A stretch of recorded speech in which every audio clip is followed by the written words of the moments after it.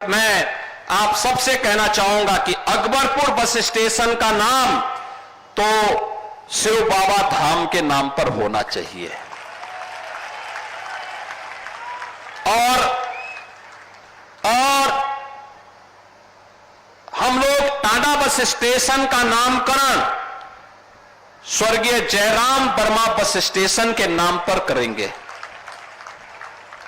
श्रवण बाबा धाम को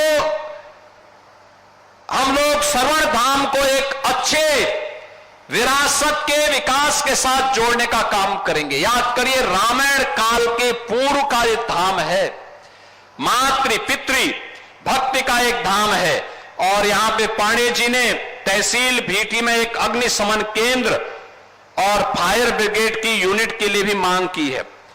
आपकी प्रक्रिया पूरी हो गई है तो ये मान के चलिए कि स्वीकृत हो गया है और इसके शिलान्यास की तैयारी करवाइए। आपने नगर पंचायतों की मांग की है, ये सभी यहां की पूरी व्यवस्था का सभी औपचारिकताओं को पूर्ण करके भेज देंगे तो अब ये प्रक्रिया प्रारंभ हो चुकी है। 20 से 25 हजार की आबादी की जो ग्राम पंचायतें हैं, नगर निकाय हैं या जो बाजार हैं, अगल बगल के क्षेत्रों को लेकर के उनको नगर पंचायत बनाया जा सकता है, बशर्ते वे लोग उस मानक को पूरा करते होंगे तो। और इसको हम लोग आगे बढ़ाने का काम करेंगे। बहनों और भाइयों, विकास की इस प्रक्रिया में हमें आगे बढ़ना है। कुछ लोग हैं जिन्हें विकास अच्छा नहीं लगता, उनके लिए उनका परिवार का विकास ही सब कुछ होता है। वो अपने परिवार से उभर नहीं सकते और परिवार के नाम पर जाति को निशाना बनाते हैं, जाति के नाम पर सत्ता में आते हैं, नंग तांडव करते हैं, जातिवाद के नाम पे समाज को बांटते हैं, पर्व और त्योहारों के सामने उत्साह और उमंग को फीका करने का काम करते हैं।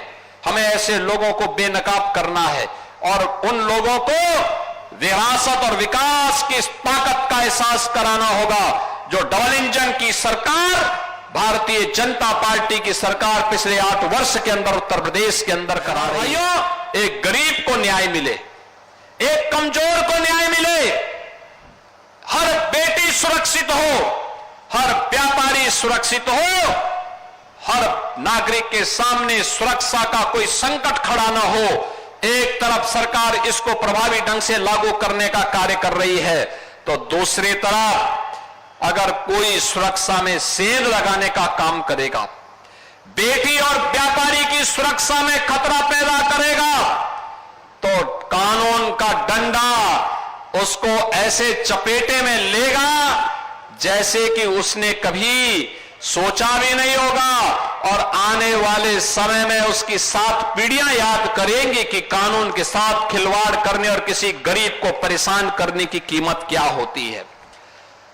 आज उसी का परिणाम है, अपराध और अपराधियों के प्रति जीरो टॉलरेंस की सरकार की नीति का परिणाम है कि बहनों और भाइयों, पिछले 8 वर्ष में उत्तर प्रदेश के अंदर दंगा मुक्त उत्तर प्रदेश हुआ है। ये उत्तर प्रदेश दंगा मुक्त हुआ है, उत्तर प्रदेश अपराध मुक्त हुआ है, उत्तर प्रदेश विकास की एक नई ऊंचाई को प्राप्त कर रहा है।